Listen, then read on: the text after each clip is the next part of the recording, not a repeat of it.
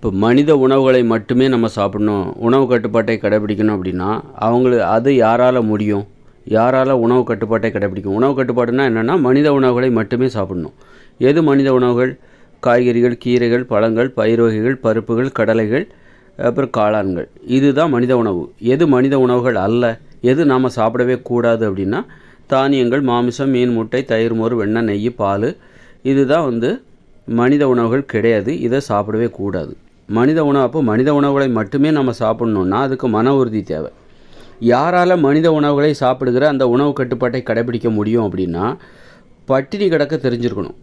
பட்டினி கிடக்கிறதுக்கு அதை பார்த்து பயந்தாங்கன்னு நினச்சிக்கோங்களேன். ஒரு வேளை கூட என்னால் சாப்பிடாமல் இருக்க முடியாது அப்படின்னு நினச்சி பயப்படுறவங்களால உணவு கட்டுப்பாட்டை கடைபிடிக்கவே முடியாது. அதாவது மனித உணவுகளை மட்டுமே அவங்களால சாப்பிடவே முடியாது.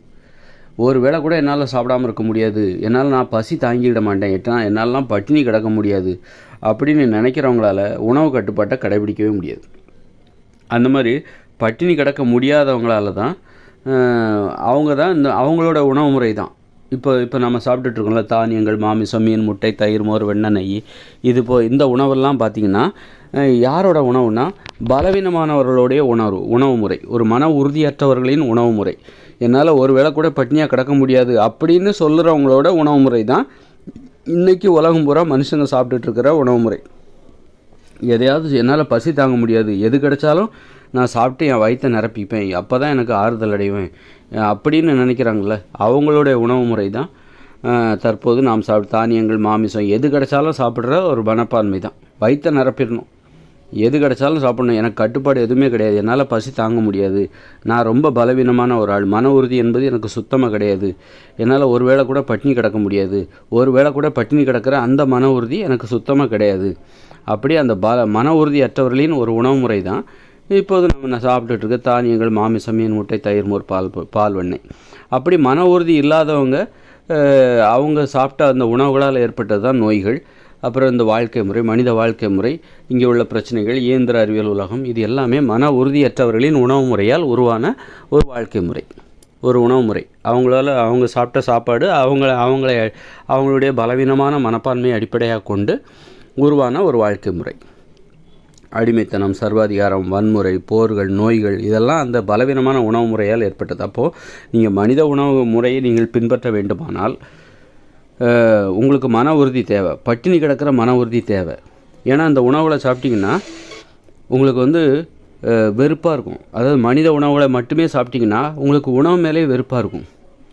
என்னடா இதை சாப்பிட்றத விட பட்டினி கிடக்கலாம், காய்கறிகள், கீரைகள், கிழங்குகள், பயிர்கள், பருப்பு வகைகள், கடலைகள், காளான், பழங்கள், இதை மட்டுமே சாப்பிட்ணுன்னா இதுதான் மனித உணவா, இதை தவிர வேறு எதுவுமே சாப்பிடக்கூடாதுன்னா உங்களுக்கு உணவு மேலே வெறுப்பு வரும். என்னடா வாழ்க்கை இது, அப்படிங்கிற வெறுப்பாக இருக்கும். இதை சாப்பிட்றத விட பட்டினி கூட கிடக்கலாம்ப்பா அப்படின்ட்டு தோணும். இது எல்லாருக்குமே தோணும். அப்போ சாப்பிட்றவங்க தான் இங்கே மிகப்பெரிய திறமையாளர்களாக பார்க்கப்படுவார்கள். அதாவது சாப்பிட்றவங்கன்னா யார்? இந்த மனித உணவுகளை மட்டுமே சாப்பிட்றாங்க பாருங்கள், அவங்க தான் சாப்பிட்றவங்களே இங்கே திறமையானவராக பார்க்கப்படுவார். மனித உணவுகளை மட்டுமே சாப்பிடுகிற அந்த கட்டுப்பாட்டை ஏற்றுக்கொண்டு சாப்பிடுகிறாங்க பாருங்கள், பரவாயில்ல, அவர் நல்லா சாப்பிட்றாரு, எப்படி தான் சாப்பிட்றாரு தெரில, அவ்வளோ கஷ்டமான உணவு இது, சாப்பிட்டு தானே ஆகணும், ஆனால் கஷ்டமான வெறுப்பை ஏற்படுத்தக்கூடாது. சாப்பிடுவதற்கு வெறுப்பாக இருக்கும், ஆனால் சாப்பிட்டு தான் ஆகணும், உயிர் வாழ்ந்தாகணுமே, அதுக்காக நம்ம இதை சாப்பிட்டு தான் ஆகணும். அந்த எதை வேணாலும் நீ சாப்பிட முடியாது, மாமிசம் சாப்பிட முடியாது, மீன் சாப்பிட முடியாது. மீன்லாம் ஈஸியாக சாப்பிடலாம். ஒரு பெரிய மீனை நெருப்பில் சுட்டு அதோட அதை பிச்சு சாப்பிடலாம், ஈஸியாக சாப்பிட்றலாம். நெருப்பில் நல்லா சுட்டு வேக வச்சு அதில் உப்பு போடாமல் கூட நெருப்பில் நல்லா சுட்டு ஈஸியாக சாப்பிட்றலாம். அது ஆசையை தூண்டுகிற ஒரு உணவு, வெறுப்புலாம் அதில் உனக்கு ஏற்படாது. அதை நீ குறைவாக சாப்பிட்ணும், அதுக்கு தான் நீ கஷ்டப்படணும். ஏன்னா அது ஒன்று அதிகமாக சாப்பிட வைக்கும். ஆனால் அது மனித உணவு கிடையாது, அதை சாப்பிட்டா நோய் வரும். ஆனால் நீ எந்த உணவு சாப்பிட்றதுக்கு உனக்கு கஷ்டமாக இருக்கோ, வெறுப்பாக இருக்கோ, அந்த உணவு சாப்பிட்டா தான் உனக்கு ஆரோக்கியம் வரும். அப்போ ஆரோக்கியங்கிறது எங்கே இருக்குது பார்த்தீங்களா? ஒரு ஆரோக்கியத்தை தருகிற உணவு வெறுப்பை ஏற்படுத்துகிறது, நம்ம மீது வெறுப்பை ஏற்படுத்துகிறது. அதை உண்பதற்கு நமக்கு வெறுப்பாக இருக்கிறது. அந்த வெறுப்பை தருகிற அந்த உணவு தான் நமக்கு ஆரோக்கியத்தை தருது. அப்போ அந்த வெறுப்பை சந்திக்கிறதுக்கு நீங்கள் தயாரா? அப்போது நீங்கள் மன உறுதி அப்போ வெறுப்பை சந்திப்பதற்கு உணவு உங்களுக்கு வெறுப்பை ஏற்படுத்தும். அதே நேரத்தில் அதனால் அது உங்களுக்கு நன்மை தரும். அந்த உணவுகளை மட்டுமே உண்ண வேண்டும் என்கிற மன உறுதி உங்ககிட்ட இருக்குதா? அப்போ அது யாருக்கு இருக்கணும்னா பட்டினி கிடக்கிற அந்த திறன் இருக்கணும். உண்ணாவிரதம் இருக்கிற அந்த மன உறுதி உங்கள்கிட்ட இருந்தால் மட்டும்தான் நீங்கள் இந்த உணவுகளே சாப்பிட முடியும். இதை ஏன்னா அது அந்தளவுக்கு வெறுப்பை ஏற்படுத்தும். இதை சாப்பிட்றத விட நான் உண்ணாவிரதம் இருப்பேன். ஏன்னா இதை சாப்பிட்றதுக்கு பதிலாக நான் என்னால் இதெல்லாம் சாப்பிட முடியாது, நான் மீன் சாப்பிட போகிறேன், நம்ம மாமிசத்தை சாப்பிட போகிறேன்னு நீ ஓடிடக்கூடாது. ஒன்று இதை சாப்பிட்ணும், அதாவது மனித உணவுகளை மட்டுமே சாப்பிட்ணும், இல்லைனா நீ சாப்பிடக்கூடாது. நான் இதை சாப்பிட மாட்டேன், மனித உணவுகளை சாப்பிட மாட்டேன், காய்கறிகள் கீரைகள் பழங்கள் இதெல்லாம் சாப்பிட மாட்டேன் அப்படின்னு சொல்லிட்டு நான் மீன் சாப்பிட போகிறேன், பால் சாப்பிட போகிறேன், மாமிசம் சாப்பிட போகிறேன்னு ஓடிடக்கூடாது. இந்த வட்டத்துக்குள்ளே தான் இருக்கணும். இதுதான் உன் உணவு, இதுதான் உன்னுடைய வட்டம், இதுதான் உன்னுடைய வீடு, இந்த வீட்டில் தான் நீ இருக்கணும். இதை விட்டுட்டு இதில் இருக்க முடியலன்னு சொல்லிட்டு நீ இன்னொரு வீட்டுக்கு போயிடாத, இன்னொரு வீட்டுக்கோ இன்னொரு வட்டத்துக்கு போயிடாத. அதுதான் இதோட கருத்து என்னென்னா, நீ மனித உணவுகளை மட்டுமே சாப்பிடணும். இது உனக்கு வெறுப்பை தரும், வெறுப்பை தந்தாலும் இது உனக்கு ஆரோக்கியம், இதை சாப்பிட்டா உனக்கு நோய் ஆரோக்கியம் வரும், இது உனக்கு சாப்பிட்றதுக்கே கஷ்டமாக இருக்கும். இதை சாப்பிடாமல் இதை விட்டுட்டு நீ மாமிசத்துக்கு தாவிடக்கூடாது. மீன் சாப்பிட்ற அந்த பால் தயிர் மோர் வெண்ணெய் தானியங்கள் அந்த உணவுகளுக்கு நீ தாவிடக்கூடாது, அது நோயை தரும். அதனால் அப்போது நீ அங்கே போனால் நோய் வரும். இங்கே தான் இருக்கணும், இதுதான் உனக்கு உணவு, ஆனால் இது உனக்கு வெறுப்பை தரும், ஆனால் நீ இதை தான் சாப்பிட்டாகணும். இதை சாப்பிட முடியலையா, நீ பட்னியாக கூட கடை, அது கூட நல்லது தான். இதை சாப்பிட முடியல, இது உனக்கு வெறுப்பாக இருக்குங்கிறதுக்காக நீ மாமிசத்தை நோக்கி போயிடாத, மீனை நோக்கி போயிடாத, முட்டையை நோக்கி போயிடாத, பால் தயிர் மோர் வெண்ணெய் அப்படின்னு நீ போயிடாத, தானியங்களை நோக்கி நீ போயிடாத. தேன்லாம் சாப்பிடக்கூடாது, அது மனித உணவு கிடையாது, அது தேனீக்களின் உணவு. தேன் மனித உணவு கிடையாது, அது தேனீக்களுக்கான உணவு. அதனால் அது ஆபத்தானது. தேனீலாம் கொட்டிச்சுன்னா செத்து போயிடுவாங்க. உயிரை பணையமாக வச்சு நீ ஒரு உணவை சாப்பிடாத, உன் உயிர் தான் உனக்கு ரொம்ப முக்கியம் அப்படின்னு சொல்லிட்டு. அப்போது இவ்வளோ கட்டுப்பாடா, தேன்லாம் சாப்பிடக்கூடாதா, பால் தயிர் மோர் வெண்ணெய் இதெல்லாம் சாப்பிடக்கூடாதா, முட்டைலாம் சாப்பிடக்கூடாதா, மீன் சாப்பிடக்கூடாதா, மாமிசம் சாப்பிடக்கூடாதா, என்னங்க கொடுமையாக இருக்குது. ஐயோ வெறுப்பாக இருக்குங்க, இதெல்லாம் சாப்பிடாத ஒரு உணவா வெறுப்பாக இருக்குல்ல. அப்போ இதைத்தான் நீ சாப்பிட்டாகணும், அதை ஏற்றுக்கணும். என்னால் ஏற்றுக்க முடியலன்னு சொல்லிட்டு நீ நான் மாமிசம் சாப்பிட போகிறேன், என்னாலாம் இதை சாப்பிட முடியாது அப்படின்னு சொல்லி மாமிசம் சாப்பிட போகிறேன், மீன் சாப்பிட போகிறேன், முட்டை பால் தயிர் மோர் வெண்ணெய் தானியங்களை சாப்பிட போகிறேன்னு நீ போனேன்னா அது ஒரு நோய் படுகொலி. அது அந்த உணவுகளை சாப்பிட்டா அவனுக்கு நோய் தான் வரும். நோய் சீக்கிரமாக செத்து போயிடுவேன்.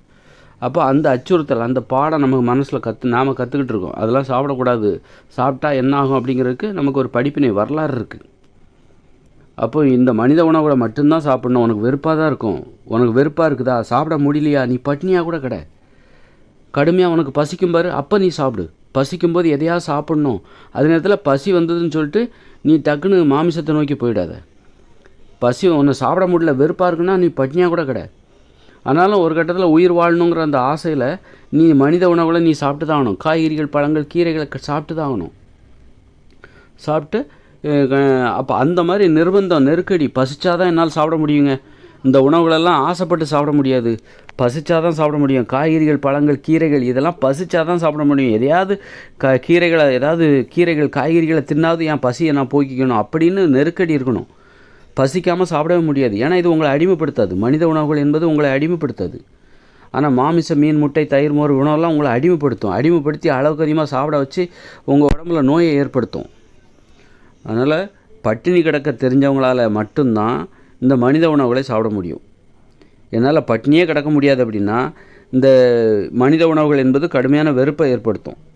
ஏன்னா அதே நேரத்தில் எனக்கு பட்டினியாகவும் கிடக்க முடியாது, இதை என்னால் சாப்பிடவும் முடியாது, என்னால் பட்டினியாகவும் கிடக்க முடியாதுன்னா டக்குன்னு அவங்களால அந்த மனித உணவுகளை சாப்பிட முடியாமல் மாமிசம் தயிர் மோர் வெண்ணெய் நெய் மீன் இந்த மாதிரி உணவுகளுக்கு தாவிடுவாங்க. அவங்களால மனித உணவுகளை சாப்பிட முடியாது. அப்போது பட்டினி கிடக்கிற மன உறுதி உடையவங்களால தான் இந்த மனித உணவுகளை சாப்பிட முடியும். ஏன்னா அது மனித உணவு வெறுப்பை ஏற்படுத்தும் போது அதை சாப்பிட முடியலன்னா கூட பரவாயில்ல, நீ பட்டினி கிடக்க தெரிஞ்சிருக்கணும். சாப்பிட முடியல, எனக்கு வெறுப்பாக இருக்குது அப்படின்னு சொல்லிட்டு நீ மாமிசத்துக்கு தாவிடக்கூடாது. அப்போ பலவீனமானவர்களால் மனித உணவு முறையை பின்பற்ற முடியாது. அப்போ மன உறுதி பட்டினி கிடக்கிற அந்த மன உறுதி யாருக்கு இருக்கோ அவங்களால மட்டும்தான் மனித உணவுகளை சாப்பிட முடியும். பட்டினி கிடந்தாலும் அந்த கொள்கைப்படி தான் நான் இருப்பேன், கொள்கை மாற மாட்டேன், மன உறுதியோடு தான் இருப்பேன் அப்படின்னு சொல்கிறவங்களால மட்டும்தான் மனித உணவுகளை சாப்பிட முடியும். அதனால் பட்டினி கிடக்க கற்றுக்குங்க. முதல்ல பட்டினி கிடங்க. இது வரைக்கும் நீங்கள் மனித உணவு அல்லாத மாமிசம் தயிர் மோர் வெண்ணெய் நெய் இந்த மாதிரி உணவுகளை சாப்பிட்டுட்டு இருந்தீங்க. தயிர் மோர் முட்டை பால் தானியங்கள் இட்லி பூரி பொங்கல் தோசை சாப்பிட்டுட்டு இருந்தீங்க. இப்போ நான் மனித உணவுகள்னு நான் ஒன்றை இந்த மக்களுக்கு நான் அறிமுகப்படுத்துகிறேன். அப்படின்னா மனித உணவுகளை நீங்கள் சாப்பிட்ணும் அப்படின்னா டக்குன்னு மாறாதீங்க.